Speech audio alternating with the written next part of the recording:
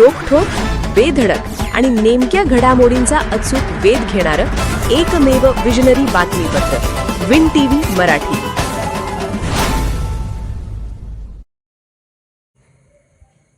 खेकलेत अंडी संकलन व विक्री केंद्र सुरू करून महिलांनी साकारलंय नवं अर्थकारण.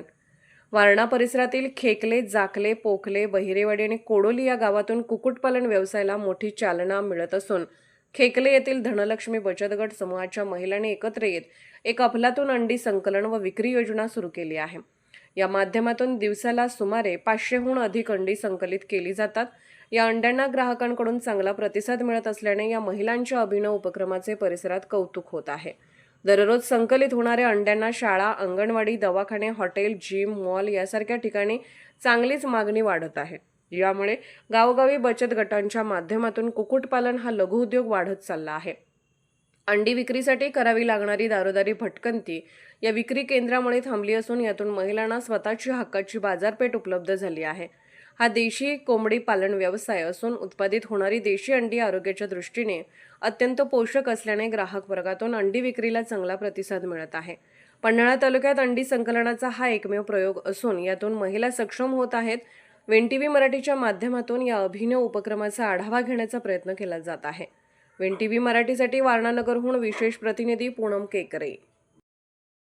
नमस्कार, मी पूनम केकरे.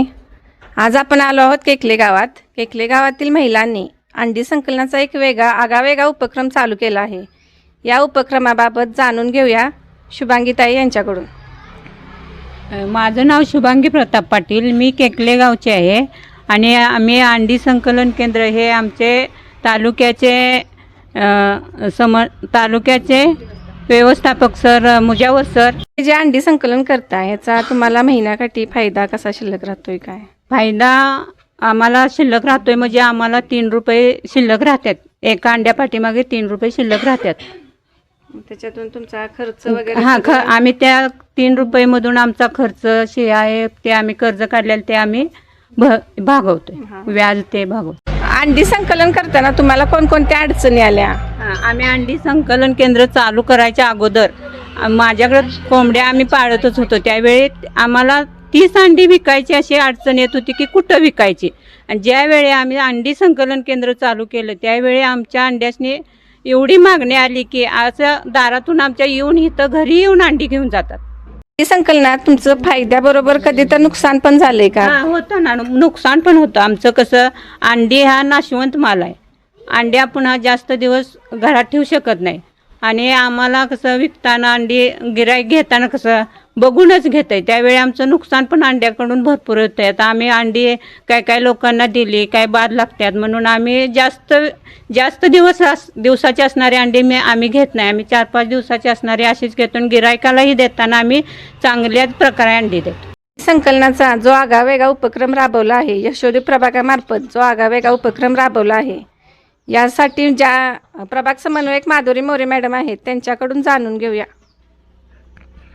नमस्कार, मी माधुरी मोरे, प्रभाग समन्वयक, यशोदी महिला प्रभाग संघ अंतर्गत भैरवाडी, जाकले, पोखले, केकले आणि कोडोली हे 5 गावं आहेत. ह्या 5 गावांतर्गत इथं केकले गावामध्ये महिलांचा बचत गटाच्या 80 गट आहे. त्या CRP तनिष्का पाटील, कृषी सखी रुपाली पाटील यांच्या मार्गदर्शनाखाली आम्ही अंडी संकलन केंद्र हे चालू केले. आणि आमच्या अंडी संकलन केंद्रासाठी आम्ही आमचा प्रभाग संघ यशोदी महिला प्रभाग संघातून 60,000 कर्ज काढून आम्ही ह्या केंद्र चालू केलेलं आहे. आणि आमच्या ह्या अंडी संकलन केंद्राला आम्ही घेताना अंडी 7 रुपयानं घेतो. हे असू दे काय. आणि आमची विक्री ही 10 रुपये आहे. आमच्या ह्या 5 गावात अंडी शाळेत, आपल्या दवाखान्यात, गावठी कोल्हापूरला हे जातात आमचे अंडी. संकलन केंद्रातून तुम्ही सक्षम तर बनला आहात, मग जवळपासच्या खेडेगावातील महिलांनी पण सक्षम बनावं यासाठी तुम्ही त्यांना काय संदेश द्याल? महिलांनी असा आगळा वेगळा उपक्रम राबवावा, यामधून आमच्या समूहाचा फायदा झाला आहे. त्यांनी पण उपजीविका राबवावी प्रत्येक समूहा माध्यमातून. आता आमच्या गावात अंडी संकलन केंद्र चालू झालं आहे, तर त्यामुळं काय झालं आहे की समूहातील इतर महिलांनी कुक्कुटपालन व्यवसाय चालू केला आहे. त्यांनाही उपजीविकेचं काहीतरी साधन मिळाले मग त्यांनी ते अंडी त्या डायरेक्ट इतर कुठंही मार्केटला न देता आमच्या या समूहाला आणून देतात. त्यामुळे आमच्या समूहातील महिलांना तो अंडी संकलनाचा फायदा होत आहे. ही अंडी फक्त आमच्या गावात नसून तालुक्यापर्यंत जात आहेत, जिल्ह्यापर्यंत जात आहेत आणि आपल्या संपूर्ण महाराष्ट्रात या अंड्याचा प्रसार होऊन आपल्या माध्यमातून आम्हाला ह्या गटाला पुढे न्यायचं आहे आणि उमेद अभियानाची उंची आम्हाला वाढवायची आहे. विन टीव्ही मराठी न्यूज चॅनलला लाईक करा, शेअर करा आणि सबस्क्राईब करा.